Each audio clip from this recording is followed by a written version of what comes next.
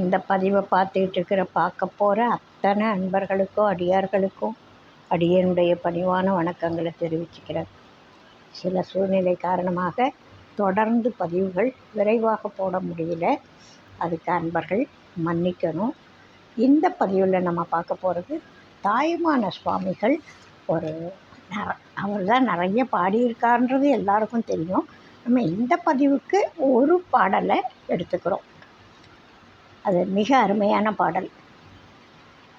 நான் இந்த வேலையை செய்கிறதுக்கும் இந்த சேனல் போடுறதுக்கும் இதுவும் ஒரு காரணம், அவர் சொல்லி இருக்கிற கருத்தும் ஒரு காரணம். அதனால் இந்த பதிவில் இதை போடணும்னு நினச்சேன். அந்த பாடலை பார்க்கலாம். நில்லாத ஆக்கை நிலையன்றெனவே கண்டாய், நேய அருள் மெய்யன்றோ நிலையமதா நிற்க, கல்லாதே ஏன் படித்தாய் கற்றதெல்லாம் மூடம், சொல்லாலே கற்றதெல்லாம் மூடமென்றே கண்டனையும் அன்று, சொல்லாலே பயனில்லை சொல் முடிவைத்தானே, தொடர்ந்து பிடி மற்கடம் போல் தொட்டது பற்றானில், எல்லாரும் அறிந்திடவே வாய்ப்பறை கொண்டடி நீ, ராப்பகல் இல்லா இடமே எமக்கிடமென்றறிந்தே, எல்லாரும் அறிந்திடவே வாய்ப்பறை கொண்டடி நீ, ராப்பகல் இல்லாவிடமே எமக்கிடமென்றறிந்தே. இதோட பொருளை பார்க்கலாம். நிலையாத சரீரம் நிலை அல்ல என்றே அறிந்தாய். இந்த பார்க்குறதுக்கு ஏதோ ரொம்ப கவர்ச்சியாக நம்ம வாழ வைக்கக்கூடிய, நமக்கு இன்பத்தை அளிக்கக்கூடிய இந்த சரீரம் மாயை அப்படின்றத, அழியக்கூடியது அப்படின்றத, இந்த இன்பம் பொய்யானது, நிலைத்த இன்பம் அல்ல. அதாவது இன்பம் இருக்கும், இன்பத்தை நம்ம அனுபவிக்கிற மாதிரி இருக்கும், அதோடு கொஞ்சம் ஒட்டிக்கிட்டே ஒரு துன்பம் இருக்கும். அந்த துன்பத்தோடு சேர்ந்தது தான் இந்த இன்பம். உலகியல் இன்பம் துன்பத்தோடு சேர்ந்தது. ஏதோ ஒரு துன்பம் இருக்கும். அதாவது நிறைய லட்டு சாப்பிட்ணுன்னு ஆசையாக இருக்குது, லட்டு கிடைக்கிது, நம்மளால் சாப்பிட முடியுது, சாப்பிட்றோம், அது இன்பம். அந்த லட்டு சாப்பிட்ட பிறகு சுகர்னால் சில தொல்லைகள் இருக்கும், அது இதனால் வர துன்பம். திரைப்படம் பார்க்கணுன்னு ஆசையாக இருக்கும், அது இன்பம். பார்த்த பிறகு அதனால் பொறிகள் அதன் வழி போய் நம்மளை இழுத்து அதனால் பல துன்பங்கள் இருக்கும், அது துன்பம். ஒரு ஆடவன் ஒரு பெண்ணை பார்க்குற போது கவர்ச்சியாக இருக்கும், இன்பம். அது பின்னாடி பல துன்பங்கள் வரிசையாக அவனுக்கு காத்துக்கிட்டு இருக்கு. எல்லாருக்கும் உள்ளது. நான் ஒரு ஆடவனை சொல்லலை, பொதுவாக உலகியல் வாழ்க்கையை பற்றி சொன்னேன். நானும் இல்லறத்தில் இருக்கிறவ தான், அதை குற்றமாக சொல்லவில்லை. ஆனால் எந்த ஒரு இன்பமும் ஒரு துன்பத்தை துணையாக கொண்டிருக்கும். இப்போது ஆங்கில மருந்துகள் இருக்குல்ல, எல்லா மருந்து தான் சாப்பிட்றாங்க, நோய் நீங்குதுன்றாங்க, தலைவலிக்குதுன்னா இந்த மாத்திரையை போட்டால் தலைவலி போயிட்டுதுன்றாங்க. ஆனால் சைடு எஃபெக்ட் இல்லாத மாத்திரைகள், ஆங்கில மருந்துகள் கிடையாது. எல்லா மருந்துக்கும் ஏதோ ஒரு சைடு எஃபெக்ட் இருக்கும். அந்த மாதிரி உலகியல் இன்பங்கள் அத்தனைக்கும் ஒரு துணையாக ஒரு துன்பம் ஒளிஞ்சிகிட்டு இருக்கும். அதை அனுபவிக்க தான் புரியும். அது முதுமை காலத்தில், பக்குவப்பட்ட காலத்தில் தான் ரொம்ப நல்லா புரியும். அது வரைக்கும் அது இன்பமாக மட்டும்தான் தெரியும். அதுதான் மாயை பண்ணுற கூத்து. இந்த பாடலினுடைய பொருளை பார்க்கலாம்.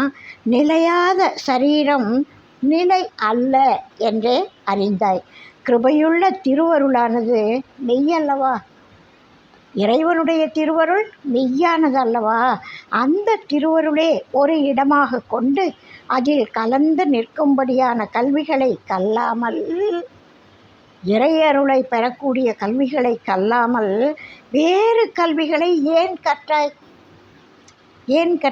ஆகையால் நீ கற்றதெல்லாம் மூடத்தனத்துக்கு ஏதுவாகும். கல்லாத பேர்களே நல்லவர்கள் அப்படின்வார் திருமூலர் நாயனார். அது மாதிரி இந்த கல்விகளால் உனக்கு எந்த ஒரு பயனும் இருக்காது. இது மூடத்தனத்துக்கு ஏதுவாக இருக்கும் இந்த கல்வி. அதை சைவ சித்தாந்தத்தில் சொல்லுவாங்க, அபர ஞானம் அப்படின்வாங்க. இந்த நூல்களை கற்பதனால் கிடைக்கக்கூடிய ஞானம் அபர ஞானம். மெய்ப்பொருளை அறியும் உண்மையான ஞானம் மட்டுமே பரஞானம். அது பரஞானம், இறை அருள் பற்றி தெரிந்து கொள்வது. அதாவது பதி பசு பாச உண்மைகளை தெரிந்து கொள்ளக்கூடிய கல்வி பரஞானம் கிடைக்கும். மற்ற எல்லா கல்வியும் அபரஞானத்தை தான் தரும். நிறைய படித்து பெரிய வித்தையெல்லாம் இருந்தால் கூட நான் எவ்வளோ பெரிய ஆள் தெரியுமா அப்படின்ற ஒரு வித்யா கர்வத்தை கொடுக்கும். அதனால் பல, அதாவது வாக்கு மன சரீரத்தால் பல துன்பங்கள் அதுக்கு பின்னாடி ஒளிஞ்சிகிட்டு இருக்கும். நிறைய படிக்கிறவங்களுக்கு நிறைய தொல்லைகள் இருக்கும், பல தொல்லைகள் இருக்கும். அதுபோல் இது பரஞானத்தை தராத கல்வி. இதை போய் நீ ஏன் படித்த? இதெல்லாம் உனக்கு மூடத்தனத்துக்கு தான் ஏதுவாக இருக்கும். ஆயினும் அவைகள் கண்டிக்கப்படுவதும் அன்று. அதெல்லாம் ஒன்றும் கண்டிக்கவும் முடியாது. ஏன்னா இதுதான் உலகியல். சின்ன வயசில் பள்ளிக்கூடம் போகணும், படிக்கணும் அப்படின்னு ஆரம்பித்து சின்னதாக ஆரம்பித்து அது அந்த ரூட்டில் தான் இருக்குது. அப்படிப்பட்ட கல்வி தான் இப்போ இருக்குது. ராமனுக்கு வசிஷ்டர் கற்றுக் கொடுத்த கல்வியாக இன்றைக்கி இருக்குது? குருகுலத்தில் கிடைச்ச கல்வியாக இன்றைக்கி இருக்குது? இல்லையே. அந்த கல்வி முறை வேறு, குருகுலத்தில் கிடைச்ச கல்வி முறை வேறு. அதுக்கு பின்னாடி வந்த திண்ணை பள்ளிக்கூடத்தில் கிடைச்ச கல்வி ஞானம் வேறு. இன்றைக்கி பள்ளி கல்வியில் கிடைக்கிற ஞானம் வேறு. அதை தான் இவர் படிக்காதீங்கன்னு சொல்லலை, அது குற்றமன்று. சரி, அவ்வளோதான், வேறு வழி இல்லை. அதனால் குற்றம் கண்டிக்கப்படுவதும் அன்று. வேறு என்னவெனில் சொற்களால் ஒரு பிரயோஜனமும் இல்லை. இவ்வளவு படித்தும் அந்த சொற்களால் எந்த ஒரு பிரயோஜனமும் இல்லை. சொற்களின் முடிவான பொருளை, எல்லா சொல்லுக்கும் முடிவான பொருள் ஒன்று இருக்குது, அதை நல்லா பிடி. அதை பிடிச்சிட்டினா தொடர்ந்து பிடி. அங்கனம் பிடித்ததையே குரங்கு பிடி போல் கொண்டு அதில் நிலைத்தீரு. அதாவது ஒரு மந்திர சொல் ஏதோ ஒன்று கிடைக்குதுன்னு வச்சுக்கோங்க, அதை கெட்டியாக பிடி, தொடர்ந்து பிடி, உறுதியாக பிடி, மர்க்கடம் போல் பிடி. குரங்கு குட்டி தாயை பிடிச்சிருக்கிற மாதிரி அப்படி பிடிச்சி ராப்பகல் இல்லாத இடமே எமக்கு இடமாவது என்று உணர்ந்து அதை தெரிஞ்சு அதனை உலகத்தார் எல்லாரும் அறியுமாறு வாயாகிய பறையை கொண்டு சாற்றி தெரிவி. உனக்கு தெரிஞ்ச உண்மையை உன்னுடைய வாயாகிய பறையால் எல்லாருக்கும் தெரிவி. அதாவது ராமானுஜருக்கு 8 எழுத்து மந்திரத்தை சொன்னாங்களா, அவங்க குரு சொல்கிறாரு, சொல்லிவிட்டு இதை வேறு யாருக்கும் சொல்லாத, சொன்னால் உனக்கு பாவம் வந்துடும் அப்படின்னு சொல்கிறாருன்னு வச்சுக்கோங்க. இவர் என்ன பண்ணார், நான் ஒருத்தன் கேட்டால் பரவாயில்ல, இந்த மந்திரத்தை தெரிஞ்சு நிறைய பேர் அந்த இறைவனை தெரிஞ்சுக்குவாங்க, இறைவனுக்கு போய் சேர்றதுக்கு ஏதுவாக இருக்கும், அதனால் எல்லாருக்கும் நான் சொல்கிறேன் அப்படின்னு குரு சொல்லாதேன்ன போதும் அதை சொன்னாராம். 8 எழுத்து மந்திரத்தை எல்லாரும் தெரிஞ்சுக்கட்டும் அப்படின்றதுக்காக. அதுபோல் நீ கற்றுக்கிட்ட விஷயம் எதுவாக இருந்தாலும் அதை மற்றவங்களுக்கு சொல்லு. நல்ல விஷயம்னு நீ எதை கற்றுக்கிட்டியோ அதை திரும்ப மற்றவங்களுக்கு சொல்லு. அதை கற்றதை விரித்து உரையாதவங்க யாராக இருந்தாலும் இனருத்தும் நாரா மலையணையர். கற்றது விரித்து உரைக்கணும், அப்போ தான் அதுக்கு உண்மையான மரியாதை.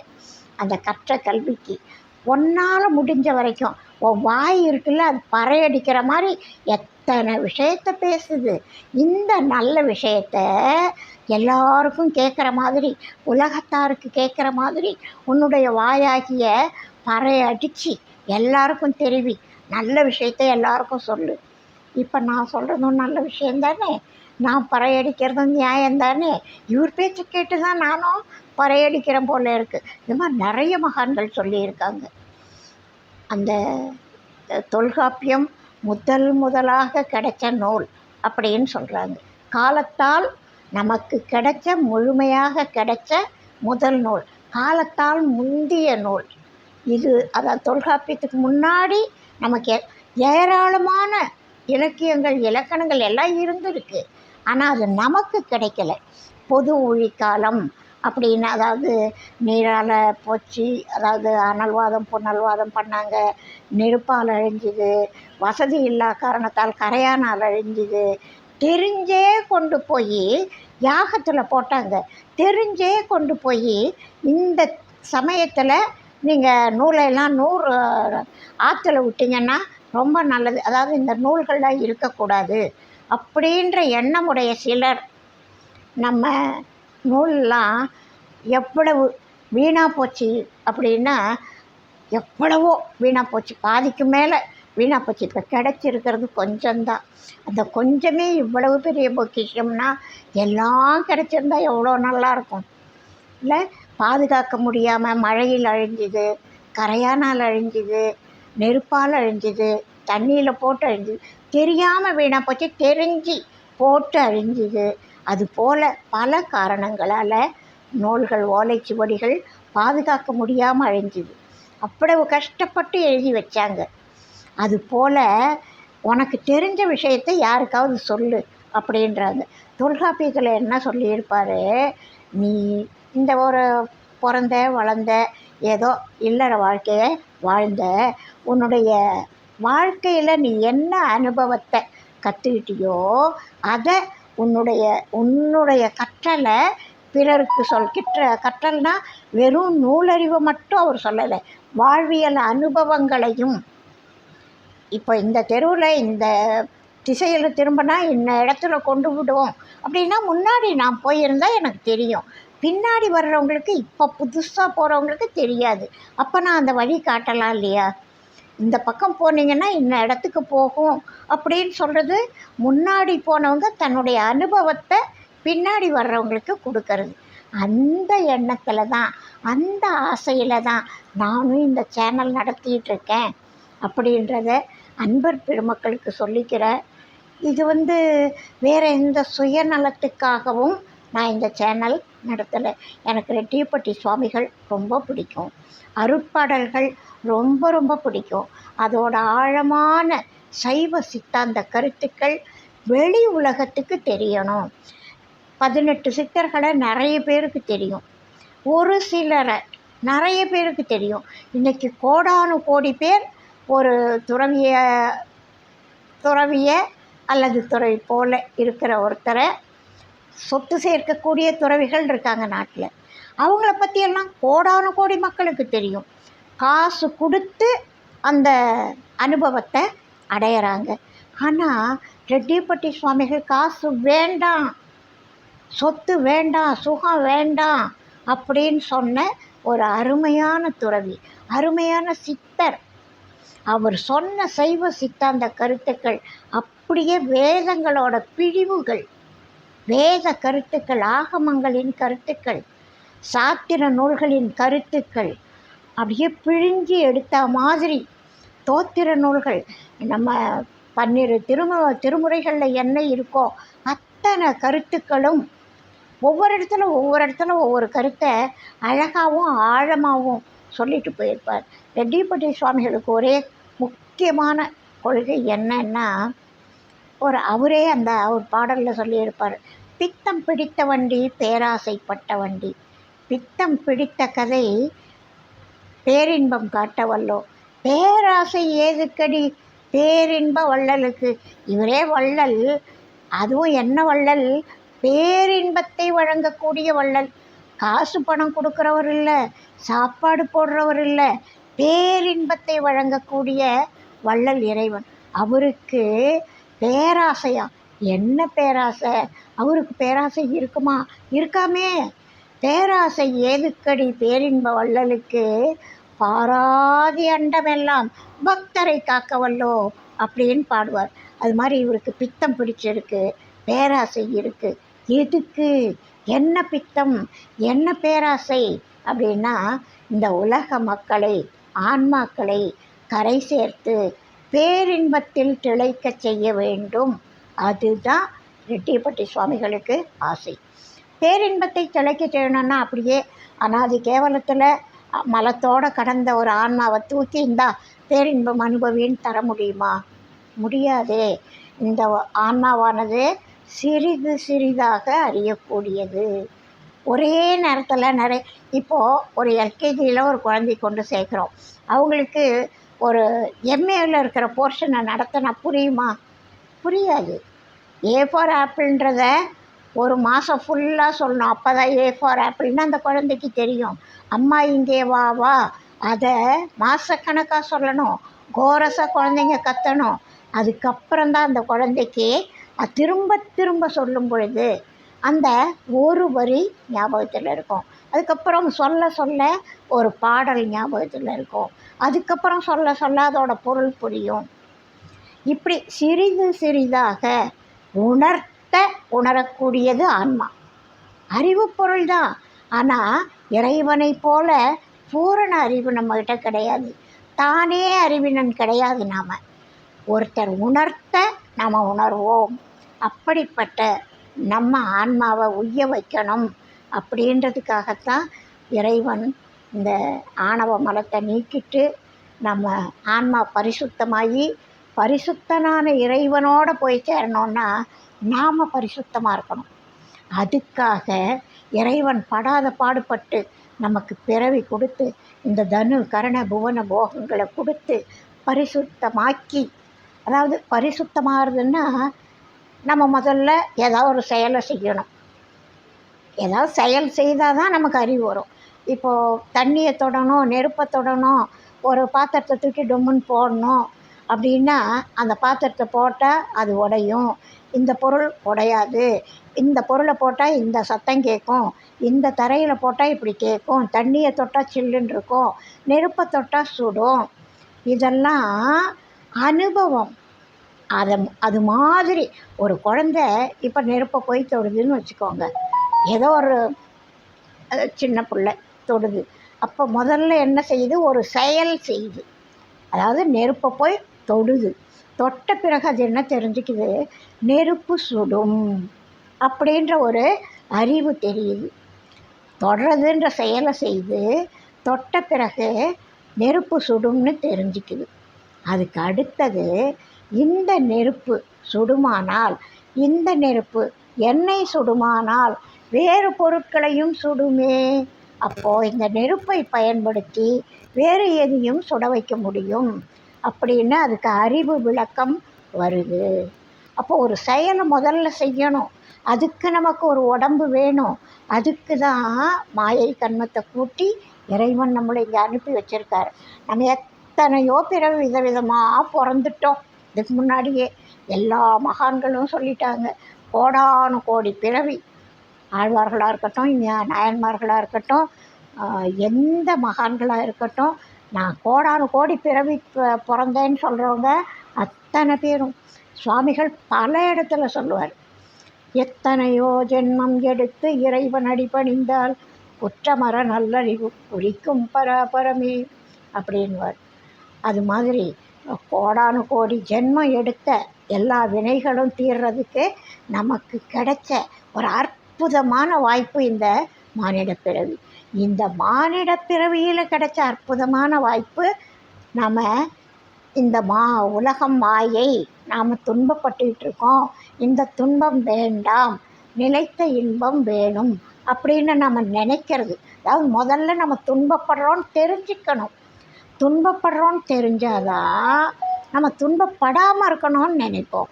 துன்பப்படாமல் இருக்கணும்னா இன்பம் வேணும். அந்த இன்பம் எங்கே கிடைக்கும்? எங்கே கிடைக்கிறது உண்மையான இன்பம்? இந்த தேடல் வரும்.